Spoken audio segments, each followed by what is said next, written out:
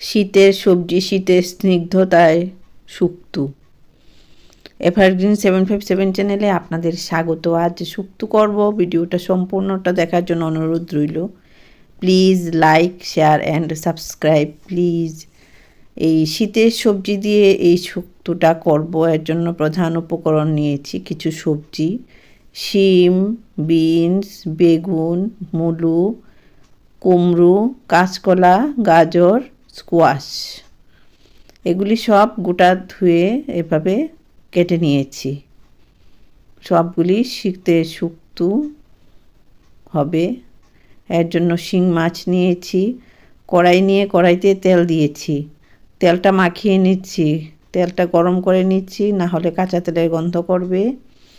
এরপর নুন হলুদ মাখিয়ে শিং মাছগুলি এই তেলে ভাজা করে নিচ্ছি। শিং মাছগুলি মিডিয়াম ভাজা হবে। মাছগুলি ভাজা হয়ে গেছে, এখন তুলে নেব এখান থেকে। কড়াইতে আবার তেল দিয়েছি অল্প পরিমাণে। তেলটা গরম করে তেজপাতা দিয়ে দিলাম তেলের মধ্যে। তেজপাতাটা ভাজা হয়েছে, এখন এখানে সর্ষে ফোড়ন দেব। কালো সর্ষেও দেওয়া যায়, আমি হলুদ সর্ষে ফোড়নে দিচ্ছি। সর্ষেটা ঢাকা দিয়ে দেব, না হলে ফুটে এসে পড়বে শরীরে।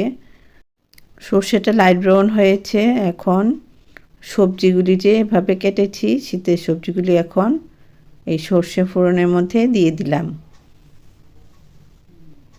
নুন দিলাম পরিমাণ বুঝে, হলুদ দিয়ে দিলাম পরিমাণ বুঝে। নুন হলুদটা মিশিয়ে নিচ্ছি। খুব সুন্দর একটা সবজি শুক্তো করব মাছ দিয়ে।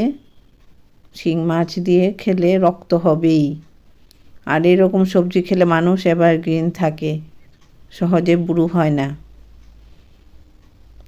কিছুক্ষণ পর ফ্লাস্ক থেকে গরম জল দিচ্ছি। গরম জল দিয়ে রান্না করলে রান্না ভালো হয়। এভাবে নাড়াচাড়া করছি। ঢাকা দিয়ে রাখবো সবজিগুলি নরম হওয়ার জন্য। আস্তে আস্তে সবজিগুলি নরম হচ্ছে, নাড়াচাড়া করে দিচ্ছি। ভিটামিন প্রচুর আছে। এরকম সবজি খেলে কোষ্ঠকাঠিন্য দূর হয়। ঝোলের জন্য জল দিচ্ছি ফ্লাস্ক থেকে। ঝোল শুক্তো হবে, ঝোল ঝোল থাকবে। নুন দিয়ে দিলাম এই পরিমাণে, হলুদ দিয়ে দিলাম এই পরিমাণে। নুন হলুদটা মিশিয়ে নিচ্ছি।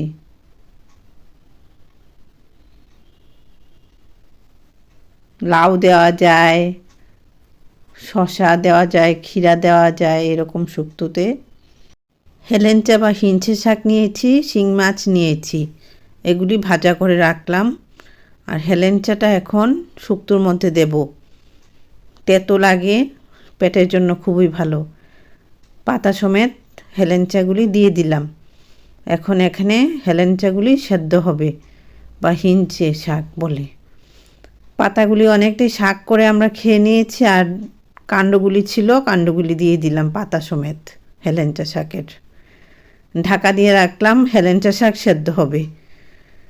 মশলা হিসেবে ধনে গুঁড়ো নিয়েছি, ধনে পাতা আদাটা বাটা করে নেব। ধনে পাতা আদাটা বাটা করে নিয়েছি। এভাবে হেলেঞ্চা শাকটা সেদ্ধ হয়েছে, অন্যান্য সবজি সেদ্ধ হয়েছে। এখন শিং মাছ ভাজা যে করেছিলাম মিডিয়াম ভাজা, শিং মাছগুলি ঝোলের মধ্যে দিয়ে দিলাম।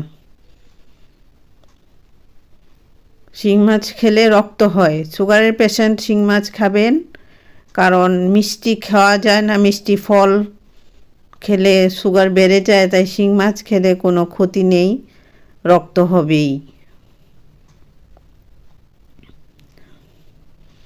এখানে প্রোটিন ভিটামিন সব কিছু আছে এই রান্নাটাতে। এরকম সবজি রান্না খেলে শরীর ভালো থাকে। কিছুক্ষণ পর ঢাকনাটা তুললাম।